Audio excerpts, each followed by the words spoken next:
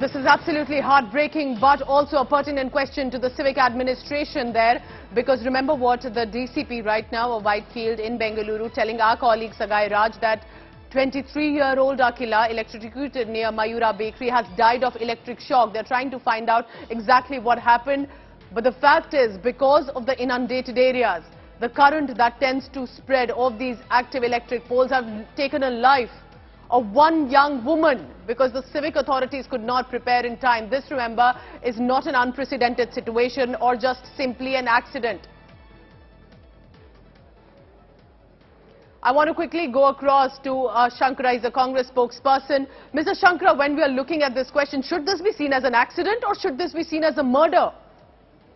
Good morning to you, Pooja, and to all the viewers. First of all, my condolences to her family. Yes. What has happened is extremely unfortunate. As you rightly termed it, it is not an accident. It is a daylight murder. The civic administration has failed not once, but continuously. This is a 40% government.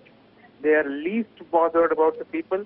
Rains are playing havoc in the state of Karnataka, and Bangalore in the last 5 to 7 days is literally drowning down. We'll have to, soon buy boats or something like that to travel. Every area there is inundation. Roads are going away. It is caving in. It is a terrible situation, and we have a government which is absolutely reluctant to hold the elections for the corporation. The corporation is headless now. It is run by our administration.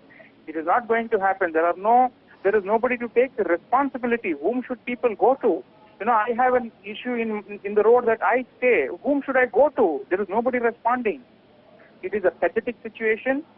The BJP government here has failed in every possible aspect, whether it is law and order, civic amenities, women's safety, development. Everything is a zero or rather a minus. Mr.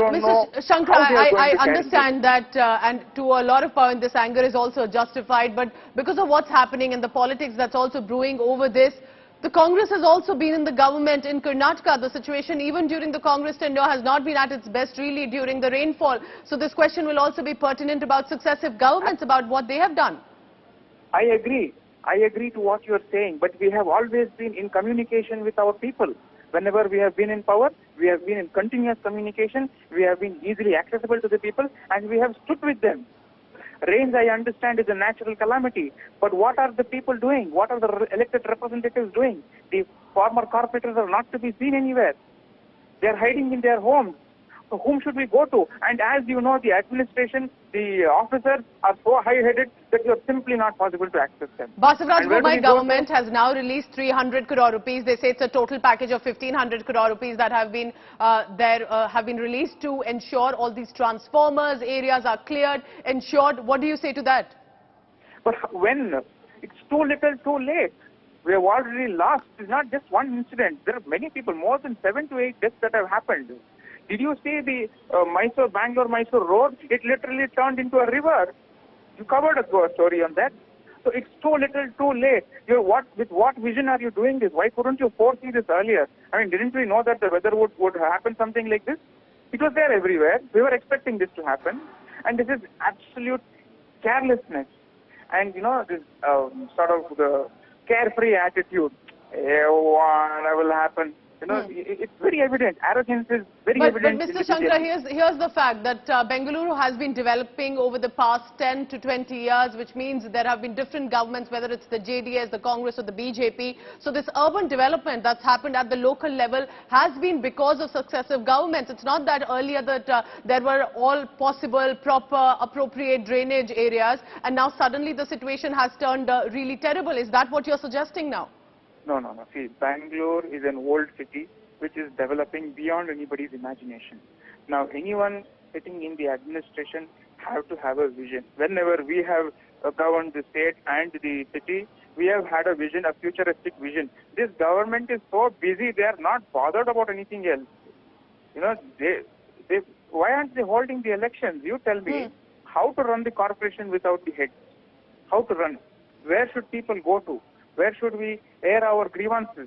What do you think that Basavaraj Bommai as a chief minister should do now? Because politics, of course, will continue from the Congress, from the BJP, but who will answer this family? The Chief Minister should come down on the road, take stock of the situation, plan for the next, we don't want immediate solutions. We want solutions for the future. He should accept what has happened. What has happened has happened. He should come to terms with that. Come on the road, talk to people. Don't sit inside your house and close the doors. You are people's representatives. You have to be in communication with the people. Are the Congress leaders planning to pay condolences, consolation to the families? Absolutely. Of course. Absolutely. We are going to go. We are going to pay our condolences. What has happened is unfortunate.